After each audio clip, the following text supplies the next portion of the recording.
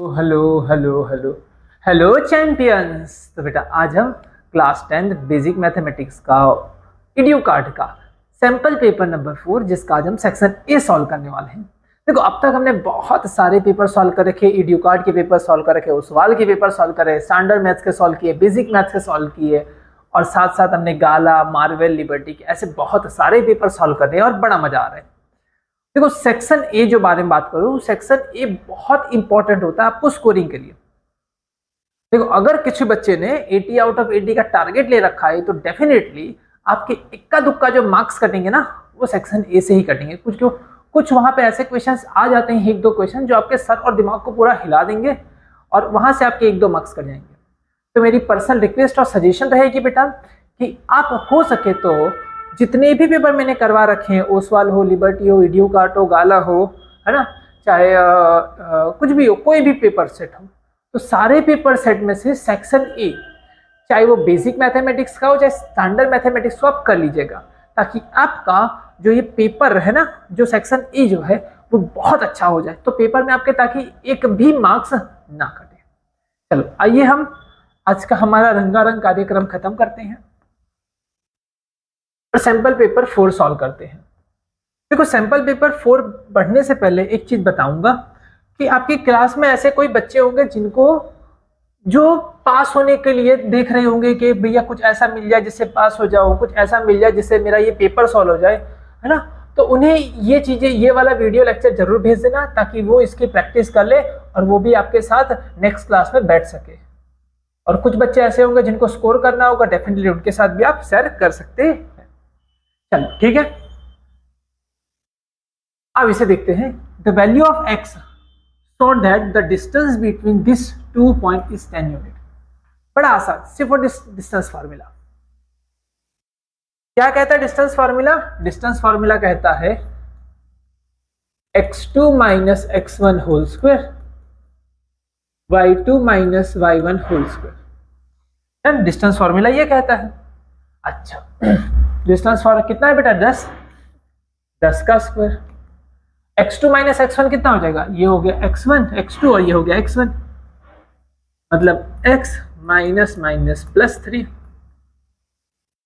ये हो गया 4 और ये हो गया -4, तो -4 -4 -4 8, 8 का स्क्वायर 64, तो ये हो जाएगा 64,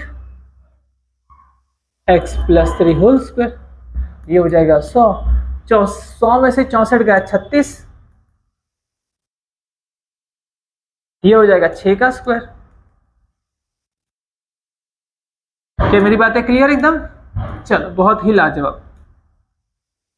स्क्वायर स्क्वायर हट गया तो 3 यहां पे आ जाएगा, तो 6 में से 3 जाएगा 3, तो x is equal to 3। x की वैल्यू कितनी हो जाएगी बेटा? 3। x की वैल्यू कितनी हो जाएगी? 3। 3 के साथ और दूसरी वैल्यू भी लेनी है तो आओ ले लेते हैं। चलो चलो ये हो जाएगा, है ना। अगर देखो इसको हटाऊंगा तो ये इसको रूट लगाऊंगा, x plus 3 is equal to root 36। ध्यान से देखना यहाँ पे, अब यहाँ पे समझना है। तो इसकी दो वैल्यू हो सकती है। 36 का स्क्वायर रूट लगाऊंगा ना तो दो वैल्यू हो सकती है, +6 और -6 दो हो सकती है। 36 की वैल्यू दो हो सकती है, एक +6 और -6। यहाँ पे +6 ले लो और यहाँ पे क्या ले लो? -6 ले लो, दो वैल्यू आई। -6 का स्क्वायर भी 36 होगा और +6 स्क्वायर का भी 36 होगा। चलो 3 यहाँ पे आएगा तो यहाँ पे अब इस बार 3 आएगा और 3 यहाँ पे जाएगा तो x इज इक्वल टू -9 होगा, मतलब दो वैल्यू -3 -9 एंड 3। क्या बात है क्लियर एकदम? चलो नेक्स्ट, मॉडल क्लास। कौन सी क्लास निकाल ली? Model class. Model class mod निकालने के लिए होती है। मॉड मतलब नंबर ऑफ फ्रीक्वेंसी ज्यादा, फ्रीक्वेंसी सबसे ज्यादा हो। किसमें फ्रीक्वेंसी सबसे ज्यादा है? 23 में, तो उसके सामने वाली क्लास को हम मॉडल क्लास कहेंगे। 35 45 35 45। चलो नेक्स्ट,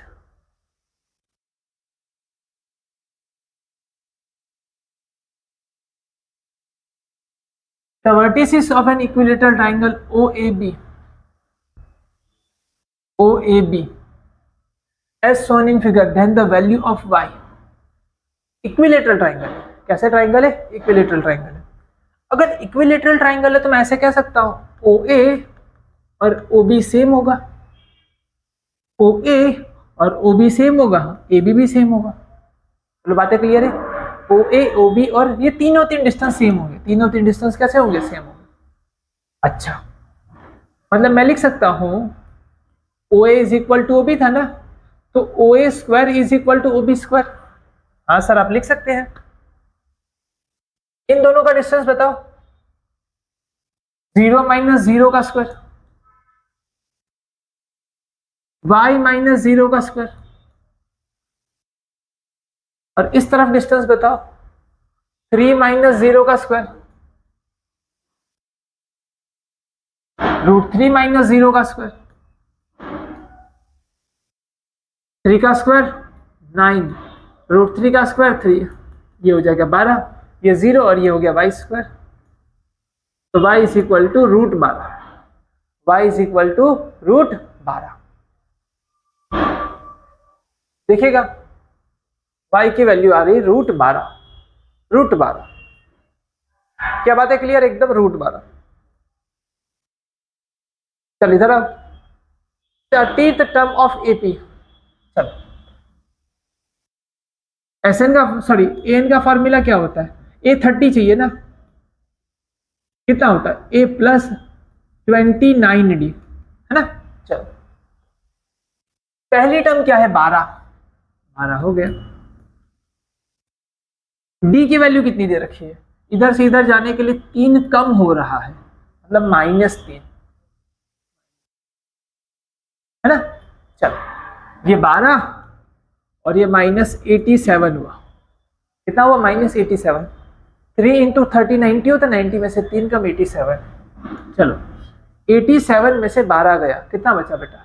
-75। सही है? हाँ, -75 आंसर आएगा, -75। चलो next,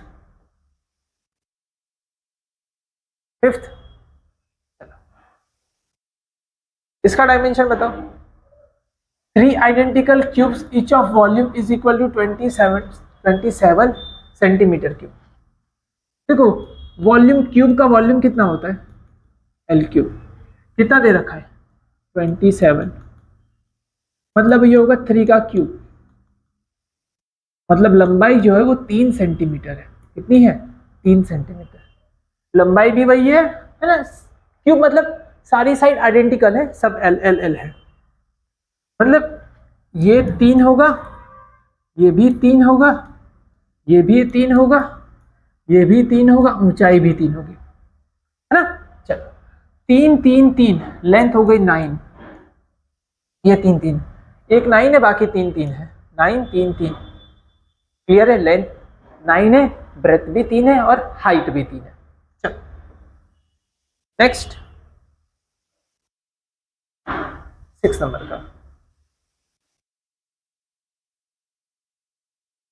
If the chord of the circle of radius r subtended at an right angle at the center the circle, then the area of corresponding segment is। तो segment का area, बड़ा मजेदार question, ध्यान से देखिएगा, बड़ा मजेदार क्वेश्चन है। सर्कल है, इसी कॉर्ड ने 90 का एंगल बना है, ये वाला ऐसे है। चलो नीचे ले लेते, चलो इधर नीचे ले लेते, ऐसे, ये ऐसे, ये रिकॉर्ड है ना, बीच में एंगल बना रहा है 90 का। ये रेडियस r और ये भी रेडियस r। डन। मुझे ये वाला एरिया चाहिए, ये वाला एरिया कौन से? हाँ, ये वाला एरिया चाहिए, ये वाला एरिया निकालना। देखो, अगर पूरा एरिया की मैं बात करूं, पूरा एरिया को मैं कवर कर रहा हूं, ध्यान से देखिएगा, पूरा एरिया को मैं कवर कर रहा हूं इसे, देखिएगा, ये जो पूरा एरिया जो है, ये पूरा एरिया, ये पूरा एरिया, इस पूरा एरिया का फॉर्मूला तुम सबको पता है, पूरा एरिया का फॉर्मूला भी पता है और मैं फॉर्मूला बिना भी निकाल सकता हूं। क्वाड्रेंट है ना, क्वाड्रेंट मतलब सर्कल का फोर्थ पार्ट, जिसका पूरा एरिया, इसका पूरा एरिया अगर बारे में बात करो ना तो पूरा एरिया कितना हो जाएगा, pi R square divided by 4। कितना हो गया पूरा area, pi R square divide by 4। अगर सिर्फ पर्टिकुलर ट्राइंगल के बारे में बात करो, पूरा एरिया कितना होता है, पाई आर स्क्वायर डिवाइडेड बाय 4। ये पूरा एरिया है और उसमें से मुझे ये ट्राइंगल का एरिया निकाल देना पड़ेगा। ये जो ट्राइंगल है ना, इसका एरिया हटा देना पड़ेगा। ये ट्राइंगल का एरिया, ये जो ट्राइंगल है ना, इसका एरिया मुझे हटा देना होगा वहां से। ट्राइंगल का एरिया कितना होता है, हाफ हाइट क्रॉस बेस, है ना। राइट एंगल ट्राइंगल है, इसका हाइट भी आर है और बेस भी आर है, तो 1/2 आर इंटू आर, मतलब 1/2 आर स्क्वायर, मतलब आर स्क्वायर बाई 2। ये हो गया ट्राइंगल। मतलब क्वाड्रेंट में से, पूरे क्वाड्रेंट में से मुझे क्या हटा देना है, ट्राइंगल को हटा देना है। क्या हटा देना है, ट्राइंगल को मुझे हटा देना है। तो मुझे सिर्फ और सिर्फ नीचे का एरिया बन जाएगा। ये जो नीचे का एरिया है मुझे यही मिल जाएगा, ये वाला एरिया मुझे मिल जाएगा, ये वाला एरिया मुझे यहाँ मिल जाएगा। ट्राइंगल का मैं हटा दूंगा, ये जो ट्राइंगल है वो मैंने हटा दिया। क्लियर है, पूरे में से ट्राइंगल हटा दोगे तो मिल जाएगा। पूरा कितना था, पाई आर स्क्वायर डिवाइड बाई 4, उसमें से मैंने ये हटा दिया, आर स्क्वायर डिवाइड बाई 2। अब जो आप कॉमन निकाल सकते हो निकाल लो, ये है फॉर्मूला दिया ही हुआ है, कॉमन निकालने की ही जरूरत नहीं थी। बोलो क्लियर है, चलो नेक्स्ट।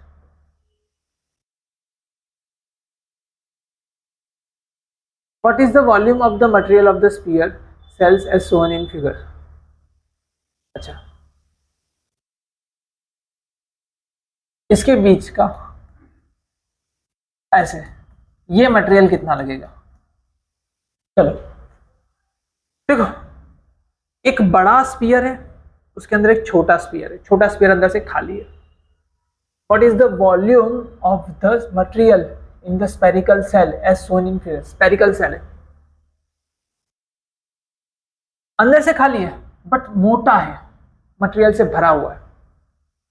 मतलब टोटल वॉल्यूम अगर बारे में बात करो, पूरा स्फीयर बड़ा वाला, वो कितना वॉल्यूम लेगा, 4/3 पाई आर क्यूब, क्योंकि उसकी रेडियस कैपिटल आर है। बट उसको मैंने अंदर से खाली कर दिया है। अंदर से कितना खाली किया है, वो भी स्फीयर ही है बट वो छोटा स्फीयर है। कैसा स्फीयर है, छोटा स्फीयर, वो है 4/3 पाई आर। ये बड़ा वाला और ये छोटा वाला, मैंने बड़ा का स्फीयर लिया, कितना मटेरियल लगेगा, इतना मटेरियल लगेगा बड़े वाले के लिए, पर मैंने काट के अंदर से खाली कर दिया।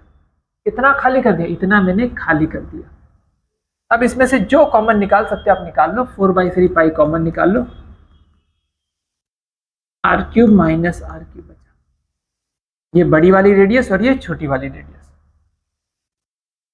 बोलो क्लियर है, क्या क्लियर है, बड़ा मजेदार है ना। चलो नेक्स्ट 8।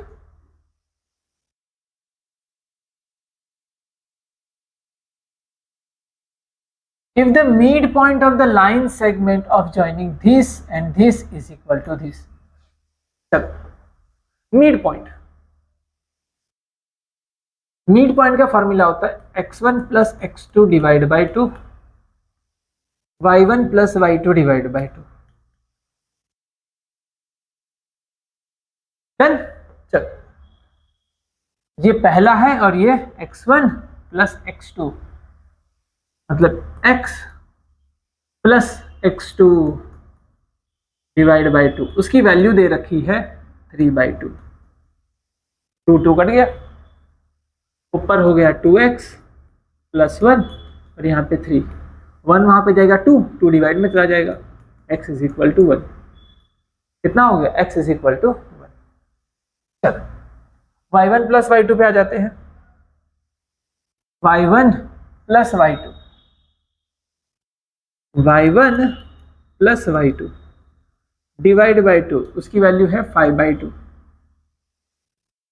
2 कट गया, 1 प्लस 2 3 वहां पे जाएगा, कितना हो जाएगा 5 में से 3 चला गया 2 और ये 2y, y is also equal to 1, 1,1 कितना आएगा 1,1।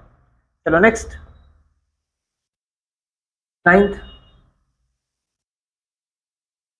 चलो, in retail market fruits vendors were selling mango caps in the packaging box. See the box contained varying number of mangoes as shown in figure। अच्छा, median class निकालनी है। Median class मतलब बीच की class. चलो, median class के लिए आपको चाहिए CF। क्या चाहिए CF। कैसे देखिएगा, ये हो जाएगा 15 और 110 मिलके यहां बन जाएगा बेटा कितना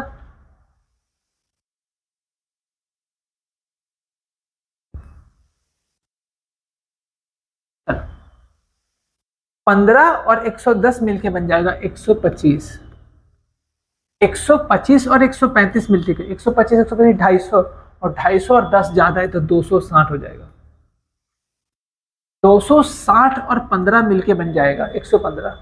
ये हो जाएगा 75, 375 कितना हो जाएगा 375, 375 और ये 25 मिलके हो जाएगा 400। मीडियन मतलब आधा, बीच वाली सीट, मतलब 400 का आधा होता है 200। 200 वाली सीट कहाँ पे होगी 200 वाली सीट यहाँ पे भी नहीं है, यहाँ पे भी नहीं है, इसके बीच में होगी, यहाँ पे होगी ये। तो इसके सामने वाली क्लास होगी मीडियन क्लास। कौन सी होगी मीडियन क्लास। बट ये मीडियन क्लास को मैं सीधा ये नहीं लिख सकता हूँ 56 और 58।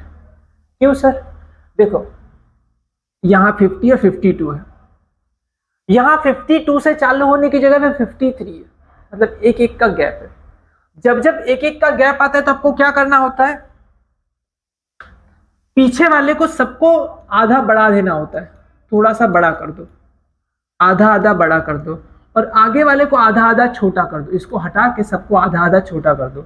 इसको हटा के कितना हो जाएगा 49.5। इसको आधा छोटा कर दो 52.5। इसको भी आधा छोटा कर दो 55.5। इसको भी आधा छोटा कर दो 58.5। इसको भी आधा छोटा कर दो 61.5। मतलब इसको आधा बड़ा कर दो, इसको आधा छोटा कर दो। एक तरफ आधा बड़ा और एक तरफ आधा छोटा, मतलब एक जितना बड़ा हो गया। इनकी गैप पहले की कंपेयर में एक जितनी बड़ी हो गई। हाँ, अब तुम्हारा मीडियन क्लास कौन सा हो गया पता है, ये वाला मीडियन क्लास हो गया 55.5 से लेके 58.5। डन। चल next, which of the following quadratic equation do not have the real roots. Real root ना होना मतलब d लेस देन 0 होगा। क्या हो जाएगा बेटा, d नेगेटिव होगा। चलो, b स्क्वायर माइनस 4ac की वैल्यू मुझे निकालनी है सबकी। मैं तुम्हें देख के बता देता हूं किसका होगा। चलो इसका चेक करो, b स्क्वायर, इसका चेक करो। 3 का स्क्वायर कितना हो जाएगा 9 है ना। b स्क्वायर, b है 3 का स्क्वायर 9। a की वैल्यू कितनी है 5 और c की वैल्यू कितनी है 5 4 20 माइनस 11। मतलब जिसमें a और c बहुत बड़े हैं कंपेयर टू b, b की कंपेयर में b पॉजिटिव पार्ट है और ये नेगेटिव पार्ट है। अगर जिसमें a और c बड़े हैं उनमें होने के चांसेस बढ़ जाते हैं। देखना इधर, इसमें नहीं होगा, इसमें इक्वल रूट आएगा। कैसे, देखो b square minus 4ac, b का स्क्वायर करो 36, 6 का स्क्वायर कितना हो गया 36। ये तो 1 है और c 9, ये 1 और ये 9, 9 4 36, ये भी 36, ये भी 36, कट गया 0, इक्वल रूट। ऐसे सभी होंगे, ऐसे सभी होंगे, ये सिर्फ नहीं है, ये गलत है। ये इसका नेगेटिव रूट आएगा, real root sorry D negative आएगा, मतलब नो रियल रूट। क्या आएगा, नो रियल रूट। चलो नेक्स्ट,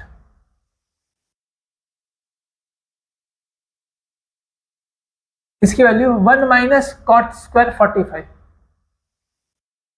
कॉट 45 जो होता है ना, कॉट 45 वो होता है 1, साइन 90 होता है 1, 1 माइनस 1 0 अपॉन 2 मतलब 0, इसकी वैल्यू 0 आई। अब इसमें 3 की वैल्यू 0 होगी, 1 की वैल्यू 0 नहीं है, वो कौन है? tan 0 0 होता है, sin 0 0 होता है, cosec 90 भी 0 होता है। ये जो है ना, ये भाई साहब cosec जो होता है ना, cosec 45 उसकी वैल्यू होती है √2, क्योंकि साइन का उल्टा है। सर कैसे याद रखोगे? साइन 45 का उल्टा कर लो, साइन 45 होता है 1/√2, उसका उल्टा कर लो √2 हो गया।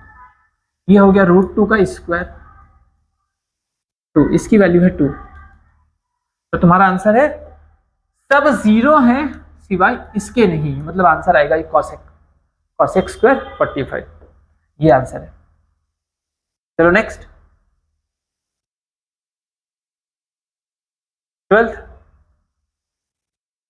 if alpha and beta are the zeros of this quadratic polynomial then the value of this, तो बड़ा आसान है, चुन्नू मुन्नू वाला क्वेश्चन है।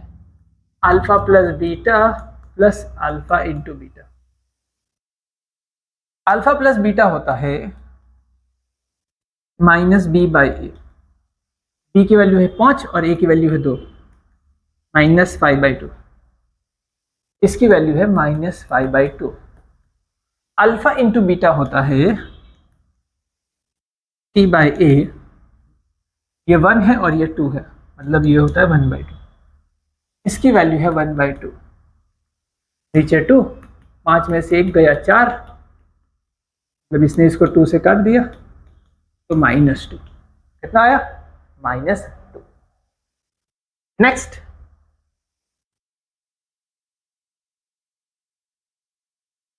ये रहा,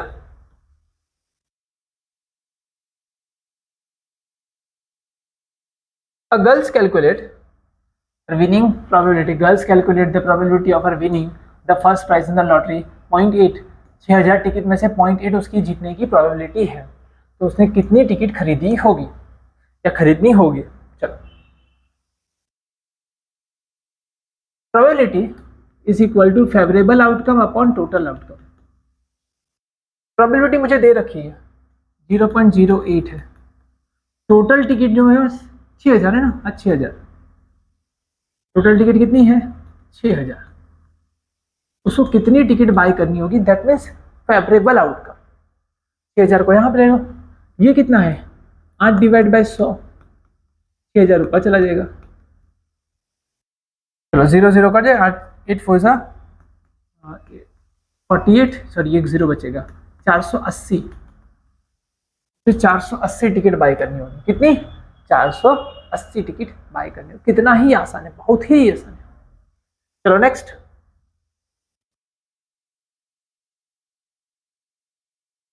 अब देखना ये वाला भी बड़ा मजेदार है। OA upon OD is equal to OC upon OB, ये ट्राइंगल देखो, इन दोनों की जगह में बदलो, OA upon OC is equal to OD upon OB। देखना OA ये ट्राइंगल में दिस अपॉन दिस आया है, देखा? फिर OA upon OC, OD upon OB, OD upon क्या आ जाएगा? OB। तो ये और ये वाला एंगल इसके बराबर है, जाहिर सी बात vertical opposite angle, side angle side के हिसाब से दो ट्राइंगल कैसे हो जाएंगे? सिमिलर हो जाएंगे। तो मैं कह सकता हूं, ध्यान से समझना, एक चीज सीधा लिख देता हूं, AO और D, ट्राइंगल का नाम लिखता हूं, triangle AOD similar to triangle A है।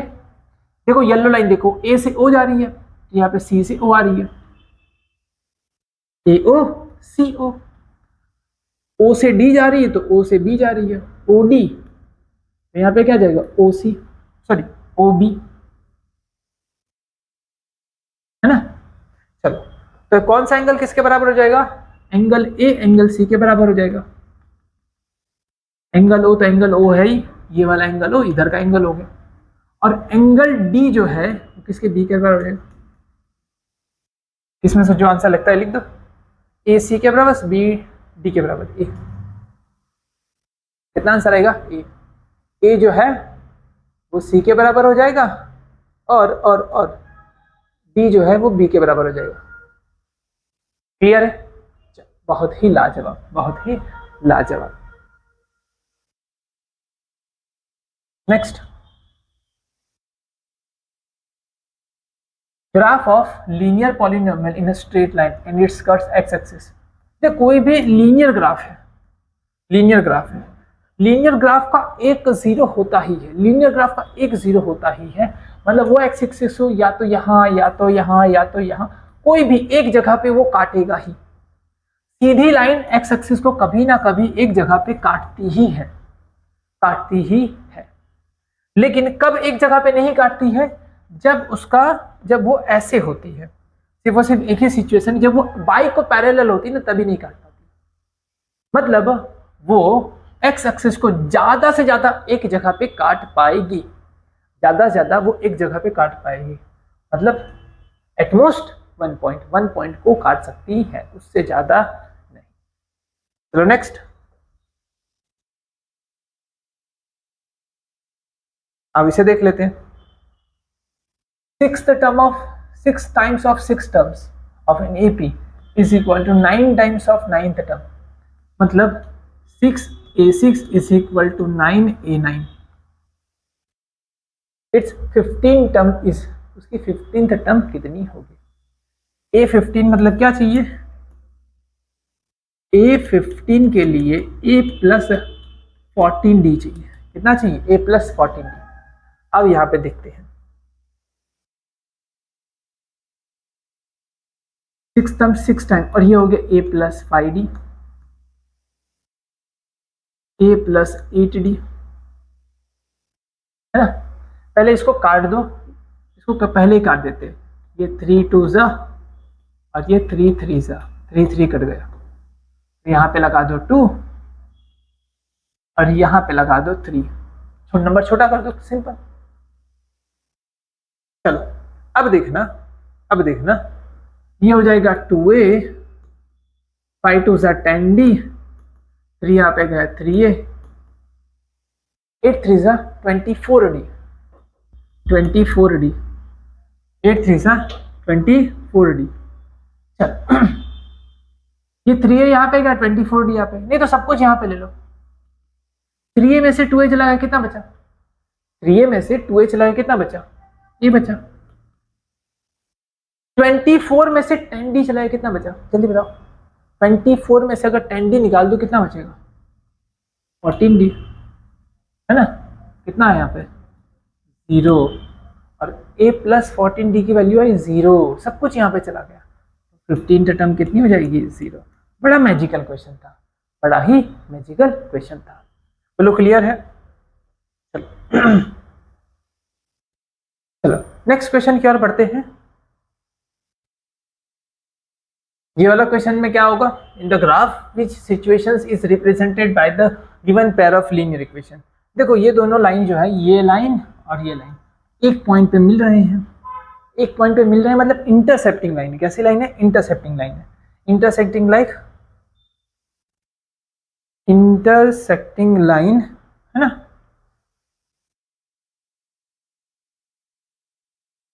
Intersecting line consistent, intersecting line consistent, inconsistent आएगा नहीं। देखो सॉल्यूशन ये रहा, इंटरसेक्टिंग लाइन क्या होती है? कंसिस्टेंट होती है।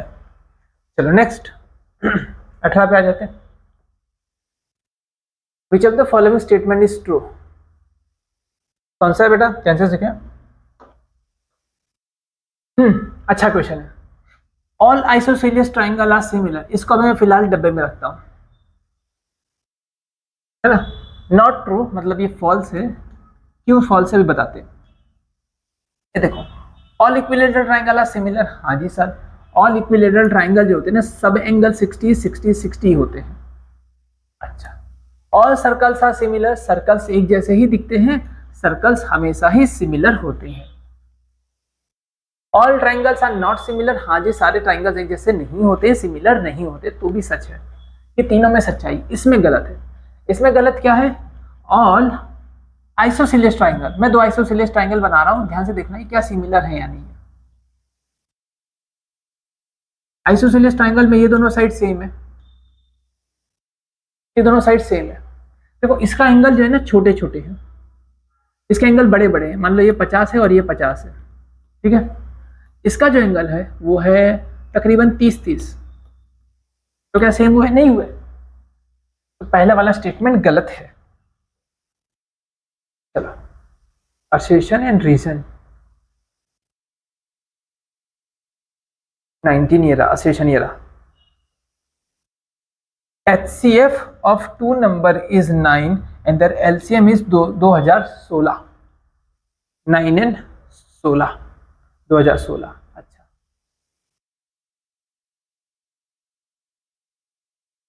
the number is 54 and other number is 336। क्या ये सही है? दो नंबर अगर होते हैं तो उनका HCF और LCM के बीच में क्या रिलेशन होता है? HCF into LCM is equal to दोनों नंबर का मल्टीप्लीकेशन। दोनों नंबर मतलब कितने? 54 एंड 336।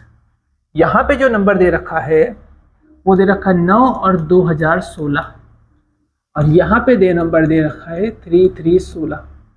चलो इनको मल्टीप्लाई करो यहाँ पे और इनको मल्टीप्लाई करो यहाँ पे, जो आपका आंसर आता है वो हम लिख देंगे। तो यहाँ पे आंसर आता है 9 इंटू 2016, 18,144। और इधर देख लेते हैं 54 मल्टीप्लाई बाई 336, आपका लेना ये भी सेम आ रहा है, मतलब सही है। LCM और HCF और जो भी वैल्यू दे रखी है वो एकदम परफेक्ट दे रखी। अब आगे, the relation between two numbers and their HCF and LCM is product of two number is. Okay, सही है, फॉर्मूला भी सही है और ये भी सही है। ये एक्सप्लेनेशन इसका एक्चुअली ये कहां से आ रहा है? यहीं से, ये फॉर्मूला ही है। मतलब असर्शन भी टू है, रीजन भी टू है, और जो रीजन है वो करेक्ट एक्सप्लेनेशन है, एक्सप्लेन कर पा रहे, एक्सप्लेनेशन है पूरा। तो तुम्हारा ऑप्शन ए आएगा, ए। assertion is true, reason is true and reason is correct explanation for this assertion। तो नेक्स्ट पे आ जाते हैं। ये वाला क्वेश्चन मजेदार है, ओसवाल के पेपर में भी था, 2 बार रिपीट हुआ था ये वाला क्वेश्चन। बहुत मजेदार क्वेश्चन है और एग्जाम में चांसेस बहुत है इसके आने के। चलो देखना, cos a plus cos square a is equal to 1 if cos a plus cos square a is equal to 1। मुझे चेक करना है क्या sin square a plus sin raised to 4a is equal to 1 होता है या नहीं होता। अगर ये है तो क्या ये हो सकता है, ये मुझे चेक करना है। मैंने लिया, तुम सबको पता होगा, बच्चे को पता होता है, cos square is equal to 1 minus sin square। cos square a is equal to 1 minus sin square। मैं यहां पे लिख देता हूं cos a तो अपनी जगह पे, इसकी जगह पे लिख दूंगा 1 माइनस साइन स्क्वायर। क्या लिख दूंगा? 1 माइनस साइन स्क्वायर ए। बोलो क्लियर है? cos square A is equal to 1 minus sine square A. बोलो क्लियर है? चलो अब देखना, यहां पे 1 है, ये 1 कट गया, साइन स्क्वायर वहां पे चला जाएगा। cos a is equal to sine square A. देखो साइन स्क्वायर की मुझे वैल्यू मिल गई, cos में से जाना था साइन, मैंने cos स्क्वायर की जगह पे 1 माइनस साइन स्क्वायर लिखा, 1 कट गया, साइन स्क्वायर वहां पे आ गया, cos square cos a is equal to sine square. मैंने समझ में आई? चलो अब देखना, ये साइन स्क्वायर की जगह पे मैं cos a लिख सकता हूं, साइन स्क्वायर की जगह पे मैं cos a लिख सकता हूं। ये भी तो साइन स्क्वायर का स्क्वायर है, साइन रेज टू 4 मतलब क्या? स्क्वायर का स्क्वायर, मतलब इसको भी मैं लिख सकता हूं cos a square. Sine square का स्क्वायर, साइन स्क्वायर का स्क्वायर है ना। तो ये हो गया, देखो साइन स्क्वायर का स्क्वायर, तभी तो 4 होगा ना। तो साइन स्क्वायर की जगह पे क्या? cos है, cos a plus cos square है। मैंने LHS उठाया, देखते हैं, cos a plus cos square है, 1 आंसर आ गया। मतलब फिर से रिपीट कर रहा हूं, ध्यान से सुनना। मेरे पास ये था, मुझे ये लाना था। मैंने क्या किया ध्यान से सुनना, इसके अंदर एक वैल्यू रखी और ये जो था वो ऐसा ही बन गया। क्या वैल्यू रखी? कॉस ए था, कॉस स्क्वायर था, कॉस स्क्वायर की जगह मैंने क्या लिख दिया, 1 minus sine square. Cos square की जगह मैंने 1 माइनस साइन स्क्वायर लिख दिया। 1 माइनस साइन स्क्वायर, 1 बार 1 कट गया। साइन स्क्वायर की जगह पे मैं कॉस ए लिख सकता हूँ, साइन स्क्वायर की जगह मैं कॉस ए लिख सकता हूँ। साइन स्क्वायर का स्क्वायर तो कॉस ए का स्क्वायर हो गया, कॉस का स्क्वायर हो गया। और ये तेरा क्वेश्चन ही है, क्वेश्चन में जो गिवन था 1 हो गया। बोलो क्लियर है? Assertion is true. रीजन देख लो, cos square plus sine square is equal to 1, इसी फॉर्मूला से तो हमने किया था। सही है, असर्शन भी ट्रू है, रीजन भी ट्रू है, और रीजन कंप्लीट एक्सप्लेन कर पा रहा है असर्शन को, तो ये तुम्हारा आंसर आएगा ए। चलो, इसी के साथ ये वाला पेपर भी होता है खत्म। आई होप सबने अच्छे से इसे सॉल्व किया होगा, मजा आया होगा, और डेफिनेटली मुझे प्रॉमिस करना कि इसे से और अच्छे से आगे पेपर सॉल्व करोगे। और मैं नेक्स्ट प्रॉमिस करके जाता हूं कि मैं आगे वाला पेपर और लेके आऊंगा और हो सके उतने और एफर्ट्स लगाऊंगा। मेरे इसी एफर्ट्स को सपोर्ट करने के लिए डेफिनेटली आप अपने और भी फ्रेंड्स के साथ ये वाला वीडियो लेक्चर शेयर कर सकते हो और मुझे कमेंट करके बता सकते हो कि आपको लेक्चर कैसा लगा। मिलते हैं नेक्स्ट क्लास में, तब तक के लिए हैव अ गुड डे।